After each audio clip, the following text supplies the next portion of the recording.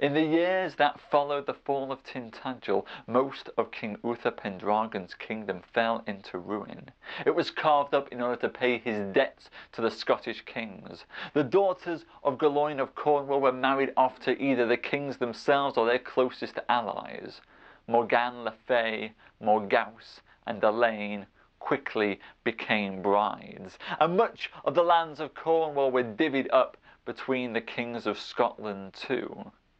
English land went to them as well, along with castles, palaces, trade routes, and levies. Indeed, it was said, for those who were allowed to see it, that the Palace of Westminster was but a ghostly shell of its former self.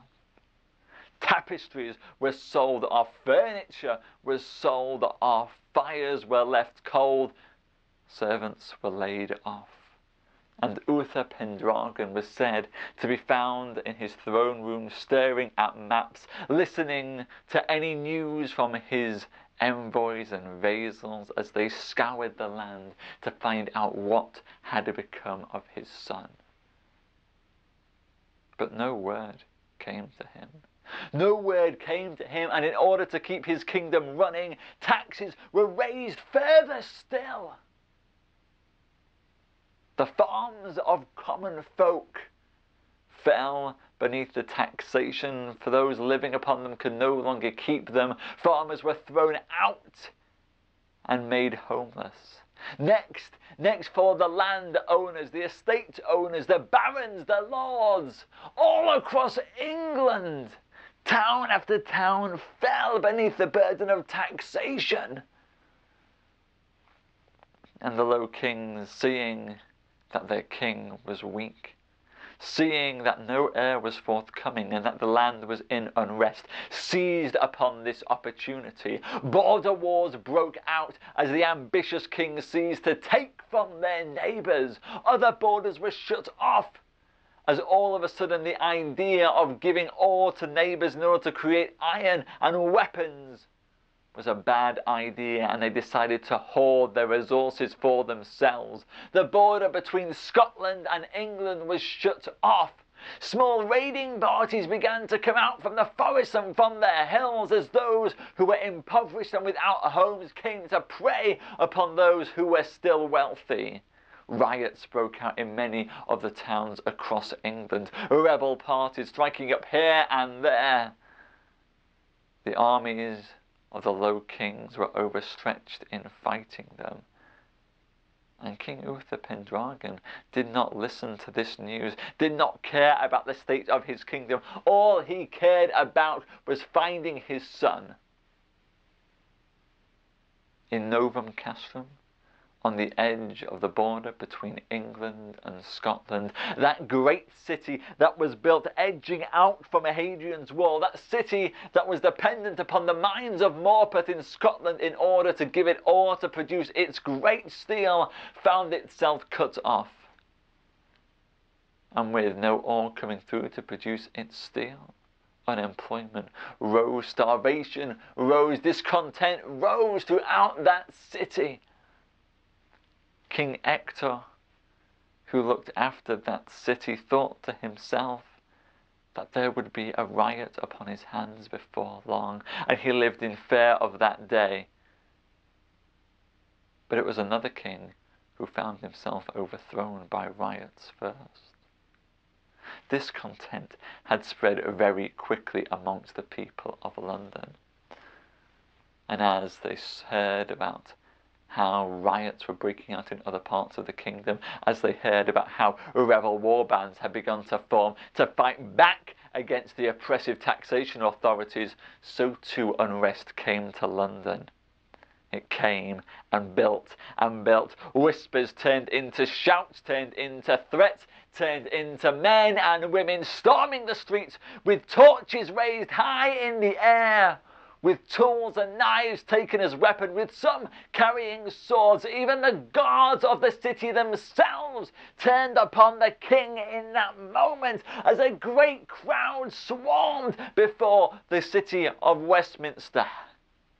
Now, At that point in time, we are discussing London before London was the city that many of you know it today. We are talking about London when the city of London and the city of Westminster were two separate things, and the people swarmed up from London along the banks of the Thames towards Westminster, and there its great palace sat upon the Thames. A huge, huge, towering palace it was, but it was no citadel. It was not built to withstand the force of a siege. The Tower of London was built to withstand an army. The Palace of Westminster was meant to display the opulence and the wealth of the king, and in the heart of that riot, it was an easy target, and the people swarmed it. The guards refused to defend it. The doors were left open, the gates were left open, and the people surged in. And by the time Uther Pendragon realized that his people had come to reckon with him, it was too late. He brandished his sword and came at them, but he was quickly overcome by a mob that was 1,000 strong. Uther was disarmed and dragged out into the square before the Palace of Westminster, directly opposite Westminster Abbey, and there in the face of the people they did take his own sword and slay the king. The king crumpled dead. And the rebel leaders of this common mass declared that neither London nor Westminster would bow to the authority of any king. Now it was under the governance of the people themselves. It was a free city.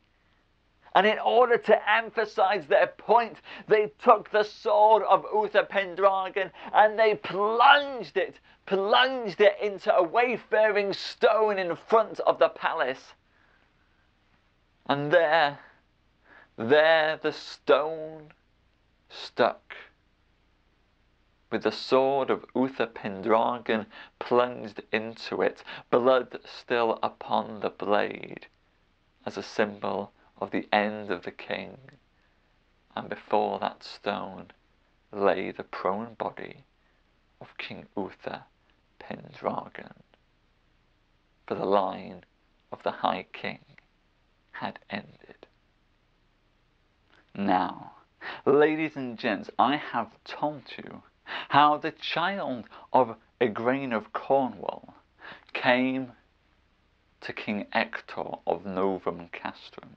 Shortly after he was born, Igraine, fearing for the life and the future of her son, sent him in secret to her cousin Hector and charged Hector with looking after this child, not revealing him as her son, but saying instead that he was only a boy that was dear to her, and charging Hector to make sure that the boy was looked after, and that he could grow up in the kitchens and be a useful hand there. And so now, ladies and gents, we must turn ourselves away from the Palace of Westminster and look at that city of Novum Castrum. Now, this was one of the greatest cities in all of England. It was built upon Hadrian's Wall itself, that great stretch of Roman fortification that came from the east coast of England right the way along to the west coast. Forts and towers were dotted along it to keep sight of the Scots in the times that the Scots were the English's enemy. And it seemed that those times had come again. For though Novum Castrum had enjoyed trade with Scotland for long years, in the time that followed on from the fall of Uther, and the Scottish kings had grown greedy and hungry. Uther had had to reward them heavily for their part in helping him to defeat Gawain of Cornwall. They had taken lands, they had taken treasure, they had taken levies, they had taken wives, and now they began to think about taking England itself. For years their minds had fed the forges of Novum Castrum. No longer. They did not allow the English to come into Scotland, nor would they allow the Scottish to go back into England. They sat quietly and prepared for war. And in Novum Castrum, a city that had once sprawled along the banks of the River Tyne, A city that had a house built upon a house built upon a house, that had seemed magnificent. A city that had seemed to glow with the fires of its forges all through the night, so that if you were a traveller approaching it at midnight, you could see its glow upon the horizon like the sun rising hours early. That city was now dark. The forges were not lit anymore, its people hungry and starving. It stank of rotten meat and stew made with too much water and not enough food. Its people cried out. They walked around gaunt and haggard, their skin paled and brought tight over the bones. And it was not uncommon to hear the cries and the screams of one citizen attacking another, a quick knife to the gut, in order to take a piece of rotten bread. It was in this kingdom that Arthur, the son of Igraine, grew up, in the kitchens of King Ector, as promised. Ector made no special note of the boy, had kept to his word to raise him in the kitchen and to treat him always as naught but a kitchen hand. At least until today. 3 months after the fall of London and the death of Uther Pendragon, Arthur found himself coming back from the docks of Novum Castrum, bringing the scant supply of fish and cheese that was meant to cover Ector's table that night, accompanied by guards all around. When he arrived in the castle, by the black gate of that castle, the doors were opened, and Arthur and the cart and the guards were ushered inside, while outside people watched with hungry eyes, waiting for the perfect opportunity to strike. In the kitchen, Arthur prepared the food.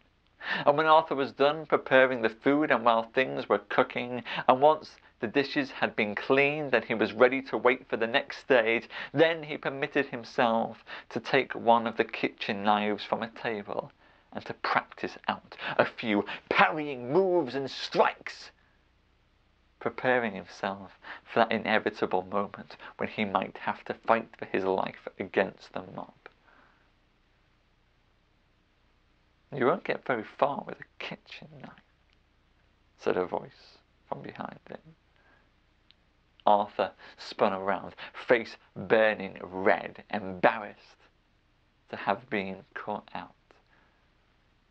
Behind him stood Alice. She was a girl only 2 years older than Arthur. She too had been brought to the castle as an orphan, although she had been the daughter of one of the castle's guards. When the guard had died in the wars in France, and the mother had been taken by the plague, Ector had taken pity upon her and had brought her in as part of his household staff. Now she looked at Arthur, smiling. She'd known him all of her life. She was 17, he was 15. They had laughed and played and joked together, just as she laughed and played and joked with many of the people in that castle. And yet she knew in her heart that at some point Arthur, the boy who tended the kitchens with her, would be her one true love when he got old enough and mature enough to ask. Arthur, on the other hand, spent most of his days terrified that the laughing and the smiling and the playing that she did with the other inhabitants of the castle meant that she would never be his. In that moment, being caught playing with the knife, he felt certain that she wouldn't be his for sure, that there'd be no way she'd want to spend her life with a silly boy who worked in the kitchen but dreamt of fighting like a knife. No, I wasn't doing anything, he said, and nothing at all. Really? She said. It looked to me like somebody was playing at being a knight. No, he said, just practicing some moves that Thomas taught me for the filleting of fish. Fish, she said. Yes, the way I've been filleting it has been clumsy, and Thomas said that in order to fillet the fish more effectively, I should practice with my strokes, he said, picking up the knife and waving it through the air and then feeling even more foolish and dropping it, and putting his hands behind his back and then bringing them out front again and picking up the knife, but then putting the knife away to one side. She smiled, and the smile disappeared from her face. Was it bad out there today? She said. Arthur turned his back to her. No different than it was yesterday. She gave him a look. I heard that Gawain had to fight back a few of them yesterday. He did, but not today. I think they got the idea after he struck his sword against that man's face. The silence won't last for long, she says. You know that. I know that, he said. And I'm prepared. That's why you're filleting fish, she said. No, that's why I'm ready to fight. I'm not sure you're going to get very far with a kitchen knife. I don't need to fight with a kitchen knife, said Arthur. Besides, and he looked around to check that Thomas, the head cook, wasn't in the kitchen. I've got this. And he pulled up his tunic to reveal a long Scottish dagger tied to his chest. Where did you get that? She said. I traded it for some scraps from last week's meal for a man down by the docks. It's worth far more than what I paid for it, but he was desperate. You can't carry something like that around. She said, you're not supposed to. But I've got it, and I'm ready in case I've got to use it. I can protect you, don't worry. Do you even know how to use it, she asked. Of course I do. Really? Prove it, she said. Arthur and Alice walked out together to the pasture fields just in front of Hadrian's Wall.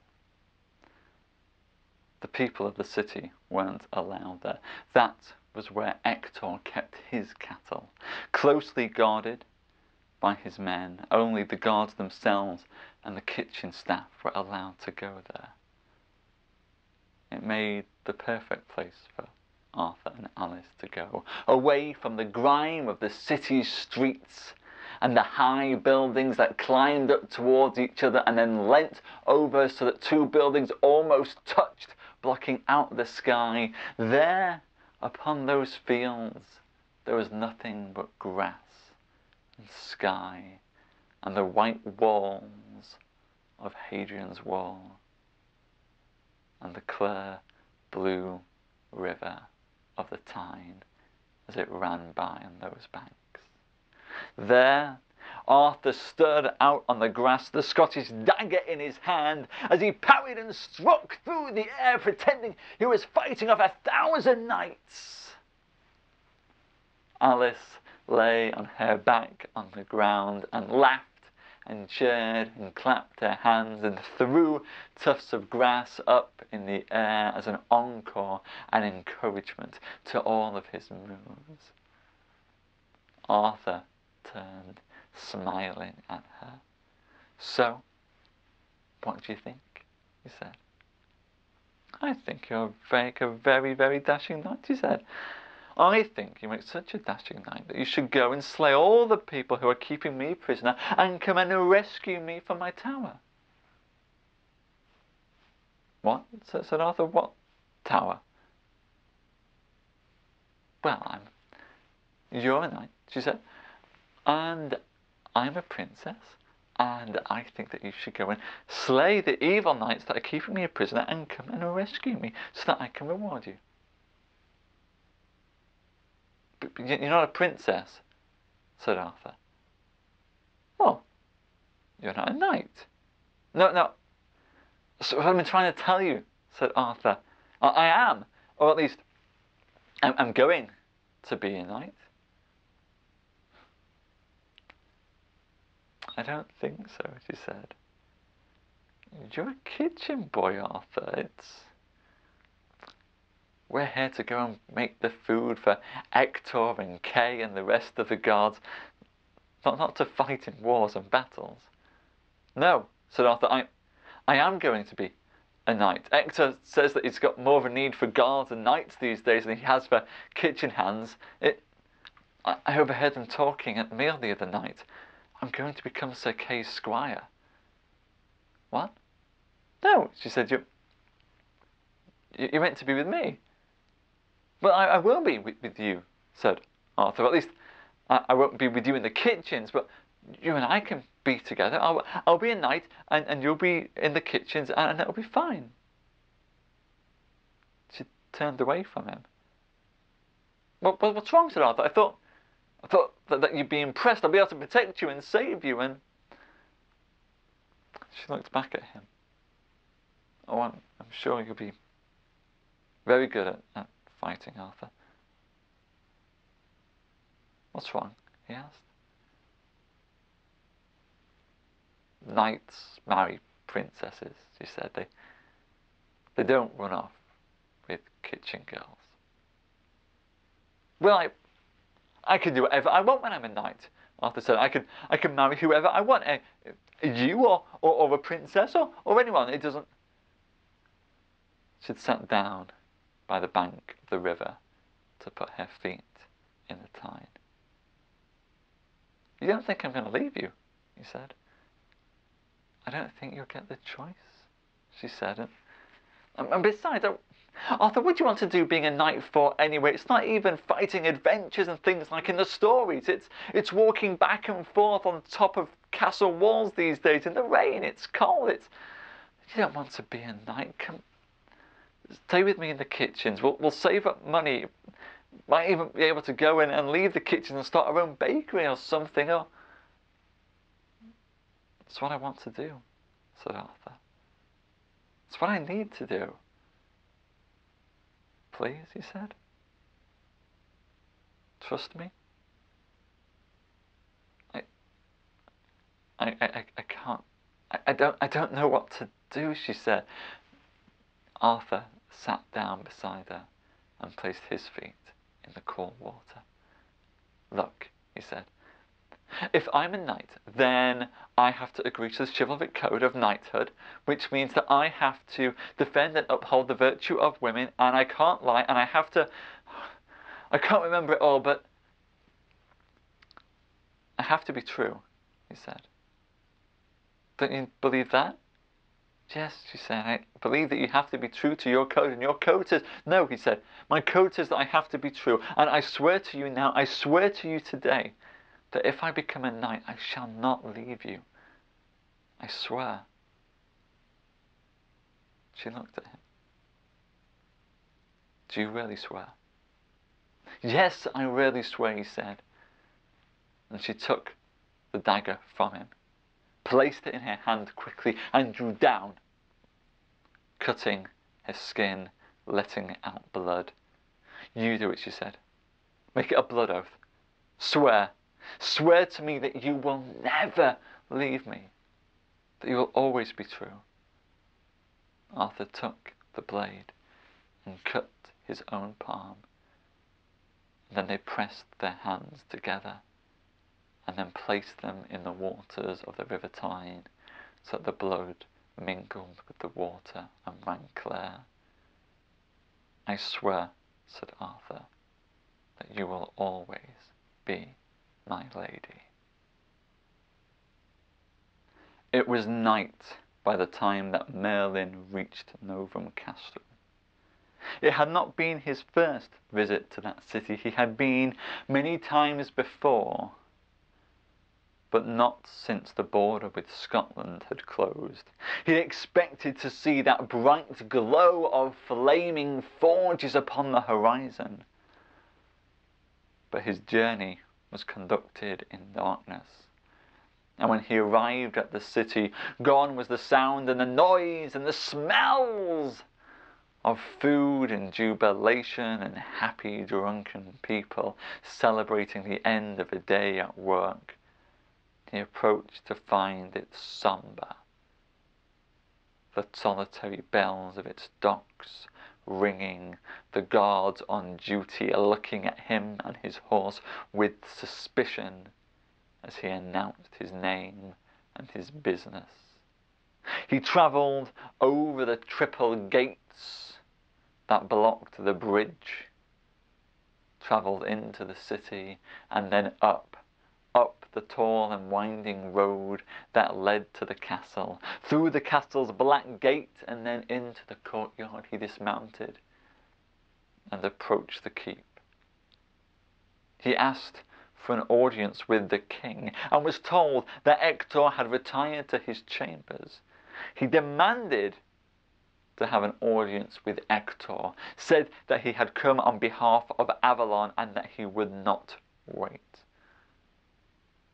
There was something in the look of Merlin's eye that meant that the guards did not argue. They carried the request to King Hector, and Hector agreed to meet him in his hall. Merlin was waiting for him there. "Yes," said Hector. "What exactly is it that I can do for the kingdom of Avalon?"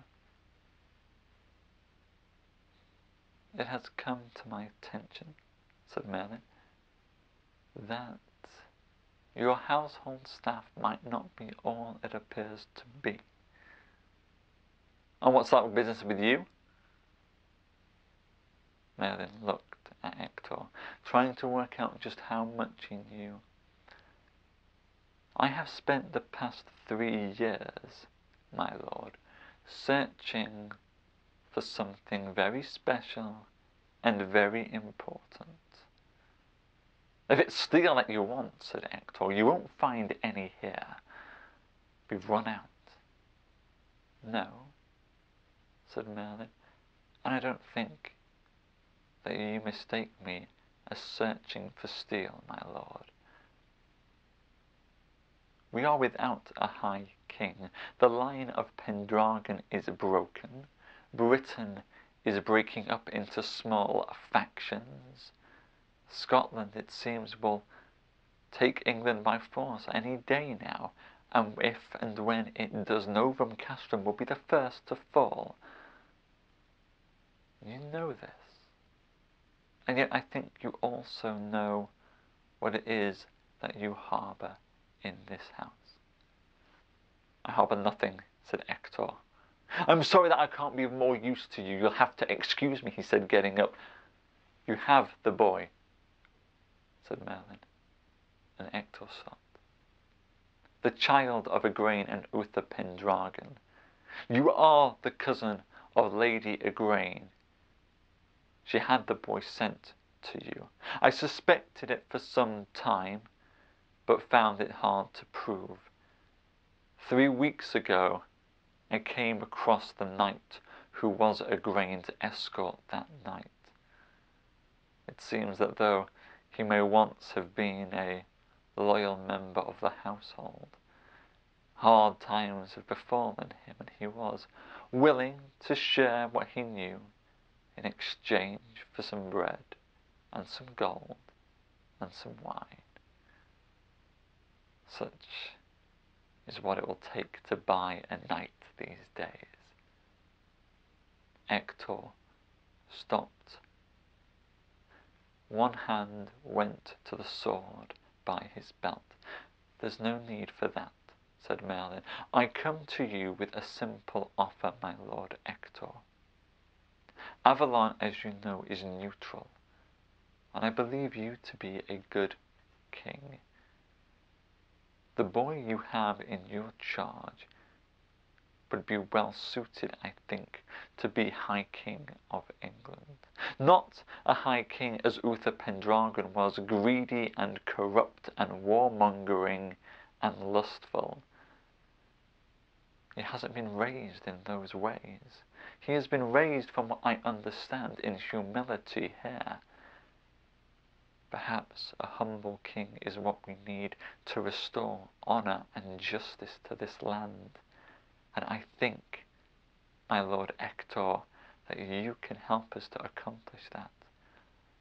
Let us take the boy. Let us place him back upon the throne, and let us counsel him. Let a council of low kings and lords be formed to advise him, so that he may rule in the interests of all of England. My Lord, you have the boy Arthur. You have our High King.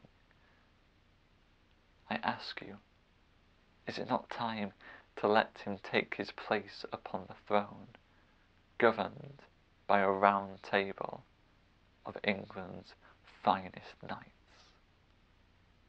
Hello ladies and gents, I hope you enjoyed tonight's tale. The best is yet to come though, so make sure that you've hit subscribe on the YouTube channel.